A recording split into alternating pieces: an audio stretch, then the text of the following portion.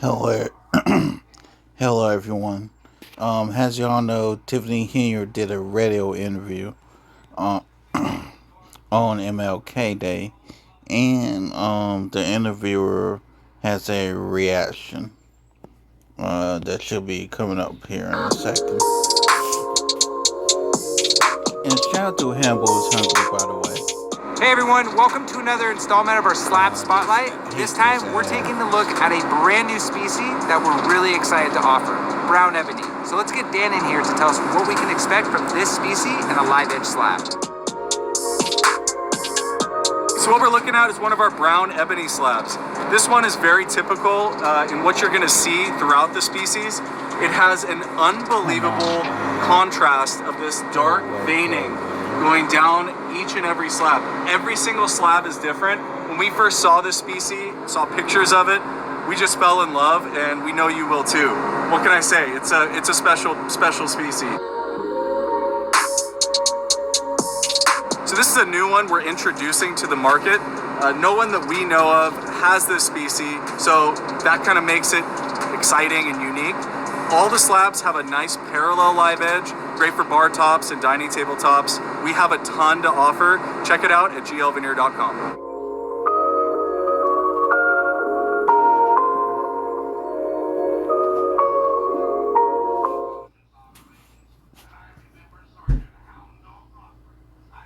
Again, shout out Yesterday, to Hungry. the show was on fire. Whole nother level. I'm hurt by all the people attacking me. It's a lot. But what I took away from that is that you apologized to the city of Dalton. Mm-hmm. So for those that can hear, right, and feel, at the end of the day, you're going to make your decisions. And this is not to be pro or for or against you. It was to give you a platform to be heard, because some of the details, this tea you was spilling, we ain't going to read it nowhere. And you got it authentically from the Superman. So Cleopatra Draper did respond, and she actually has something to say. But first, I want to show you guys a clip of what I said in my last stream about what I think she should do to fix this, especially her being a host. So we're going to watch that first, and then we'll show you the response. Let's get into it. The radio interview that, what's her name? Cleopatra Draper had with Henyard, and how it was a bad interview. It was a bad interview. She should have pushed more. She should have been a little bit more assertive with some of the accusations. She should have had the research. She should have had enough information. How can she fix that? So first time hosting. I know that she has history of doing some unethical things. That was definitely her walking around, picking up signs and throwing them away. Bad move. How can she fix this? Simply, in my opinion, next week or whenever she has a chance to do another major interview, she should interviews basically someone against Tiffany Henyard to bring their perspective on all the things that were talked about in that meeting and have them be able to explain it. It doesn't matter who, but I think that would be a little bit of an olive branch. I hope that she's having a show where she cares about having both sides, having the ability to talk not just to Henyard, but the opponents, supporters of House or supporters of the other trustees, you have both sides now. I mean, Roland Martin, I believe, did have an interview with Jason House after that disastrous interview with Henyard. I don't believe he had the same amount of time. I don't think House had the same amount of time. But that would be something to, at least, not saying fix the situation, but at least it will give her some leeway. Hey, it's my first time doing this. Obviously, I made some mistakes. That's the only thing I could think of. I don't know if you guys agree with me, but that would make more sense if she can bring in someone else from the other side, have them and give them the same leeway you gave Tiffany, letting them speak, talk about the interview. And to me, that would be the best way to handle it. You know, she's getting paid to be a radio host, so it's level of professionalism, and it's important to receive and handle criticism. The biggest problem with Henyard is she don't seem to handle criticism very well. She doesn't listen to probably good advice. I'm sure throughout the years that she's been the mayor and township supervisor that she received solid advice and did not follow it. So for Cleopatra Draper, I don't know too much about her except, the news story about her picking up signs and throwing them away, that she has a little bit more self-awareness to realize what was done incorrectly and try to fix it for her career as a radio host. Like, not every host is going to have a fantastic interviews. Maybe it was possible that she thought she did a great interview. Unless she's a full-on supporter of Tiffany Henyard and she don't care, then she don't care. The interview went, it looked like that was some definitely personal cheerleading. Like, I believe in you. I agree with you. Everyone else is wrong. I don't think that's going to be an effective way. But that's her show. You know, as a radio host, she can do the show wherever she wants. I know she probably has the executive producer. She has bosses at this radio station. This did not go the way it could have went. And she didn't need to go that hard. There's a difference between an interview and an interrogation. When you're interviewing someone, that person that you're interviewing is giving you the privilege to talk to them. They don't have to talk to you unless you're a cop or you're some kind of law enforcement. And even then, you don't have to in certain situations. So you don't want to go out there and badger the person and be super aggressive, but there got to be some balance, and there wasn't enough balance in that interview. Roland Martin's excuse was probably he was not prepped at all, and he is a Democrat, and Democrats take care of each other, and he probably thought she had some good qualities, and he was just trying to give her a voice or get paid by the PR team, whatever that issue was. I forgot the particulars, but that would be my suggestion. That would be my suggestion, but I don't know if that's actually going to happen. I haven't seen any other episodes with Cleopatra Draper. I don't know if she had talked about this. I don't know if she was doing weekends or she's there every day. But if she does, we'll definitely check that show if she talks about it or her response. We'll definitely cover it on this channel. Well, don't worry, Hannibal from the past. She did respond. Let's check it out. Yesterday, the show was on fire. Whole nother level. I mean, thousands and thousands and thousands of views. Of course, maybe to see me, but more importantly, shopping online comes with digital threats, so turn on NordVPN. Steer clear of phishing websites and encrypt your online traffic. Get the deal now.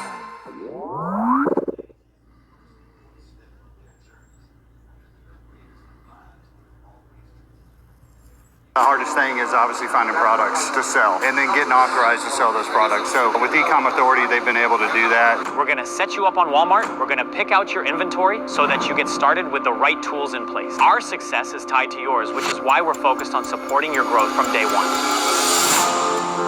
I started from really humble beginnings. My first job was Sheetz gas station, making $9 an hour, and I had a lot of luck and a lot of success in the real estate world. That made me a millionaire, and everything was going really, really well, but it was very transactional. If I didn't build the house or flip the house, I wasn't making any money. And during COVID, when everything shut down, I didn't have any more liquidity events. I almost lost it all, and that's when I found e-commerce and really got in my stride at this, and it provided cash flow for me and security. And then I started hitting up my real estate buddies and all of that, and just really told them about the cash flow potential that this business has. And we've been really blessed, me and Dan have been really blessed to build the business to what it is today and be able to provide that to other people so that they don't, almost lose it all like I did. After investing in 3 other joint venture partners and having them all fail, we talked to the guys here and we're very impressed. This is some of the products we're selling on the day-to-day. We focus on consumable goods, things that people are gonna buy regardless of a recession, a pandemic. And then we have some high-end electronics just because the margin's that good. Doesn't matter if you lose your job or anything like that, you still gotta wipe your butt, you still gotta shower, still gotta clean. So we're focused on sustainability and scalability. We have some other electronics. We get such a good brand price here with wholesale pricing that we can sell at a below retail margin. So again, this is one of our facilities that we pick and prep out of. So we're gonna have a multitude of facilities. We also have relationships with freight brokers, so we're not paying these heinous shipping prices. We ship pallets for very, very cheap. Me and Francisco actually tomorrow we're leaving. We're going to a trade show that's all toys. Because now we're like, okay, we need to get toys because the holiday season, that stuff just sells like crazy, right? So you're gonna have all of our brands here: Shark, Procter & Gamble. We got some AOC, some Acer stuff. You're using all our proven systems, processes, all our brand approvals. Because again, we have the same goal. We want you guys to sell as much as possible to keep rebuying because that's what keeps our operation going. If one guy gets upset or his store goes down, it's not worth the risk for our reputation. We've taken the best of both worlds, right? People wanted to buy drop shipping stores because, hey, I don't have to float inventory. If it doesn't sell, I don't risk any money.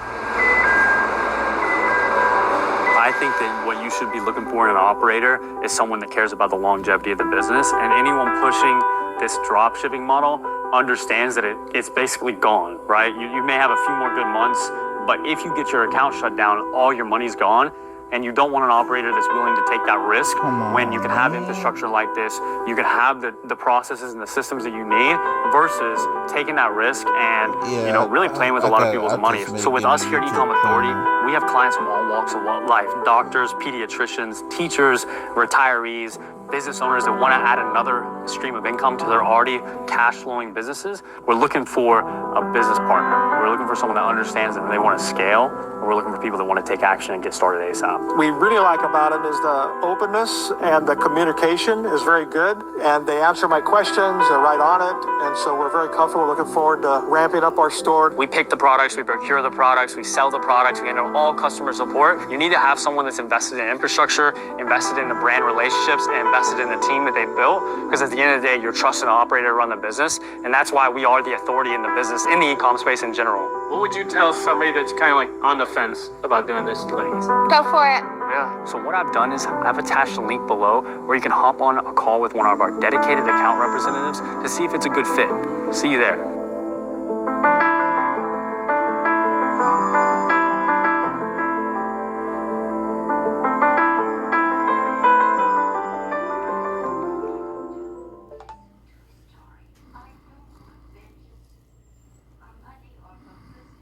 To hear our guests as we came out the gate swinging with the super mayor. That's right. We had Tiffany Henyard in the building, taking calls, corresponding her version of the truth. And it's always three sides. It's your version, they version, and then there's the truth, right? And she gave her opinions and thoughts and reflections, apologetic, humble, spicy, cussing, when she got frustrated.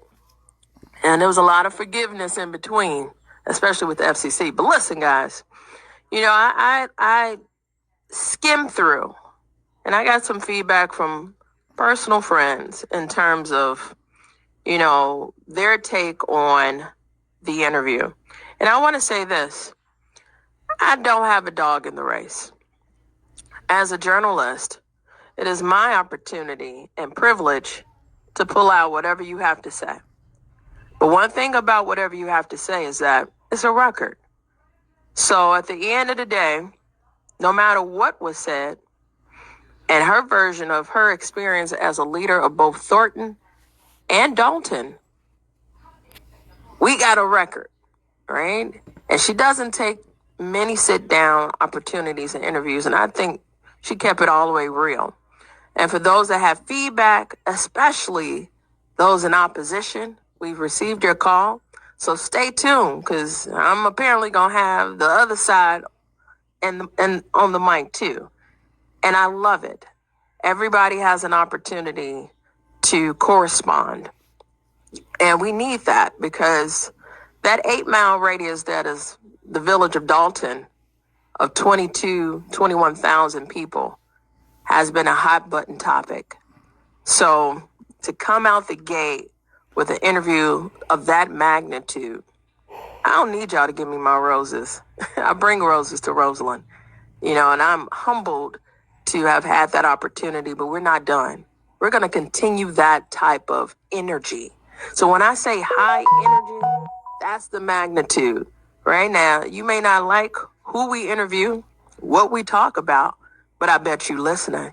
Because at the end of the day, it's very interesting to hear what the other side has to say. So there you have it. She's actually going to interview someone on the other side. I'm disappointed with her assessment of her performance. It seems like she didn't get it. It wasn't just the fact that you had her on for her to respond. The biggest issue is that she did not have the information to counter when Henyard said something. That's the problem. Not the fact that Henyard was able to get on the show and be able to speak, her perspective. Cleopatra Draper, as the radio host, failed in bringing the audience to understand what is really going on. Two, she didn't dive deep into the things that Henyard was saying. She was taking everything at face value. That's the problem with the interview. There was no pushback. I know she's extremely excited about her ratings, but she doesn't understand the fundamentals of being a journalist. She failed her job as a journalist in that interview. Let me know what you guys think about this in the comments below. Thank you for taking time to watch this video, and I'll see you guys in the next video.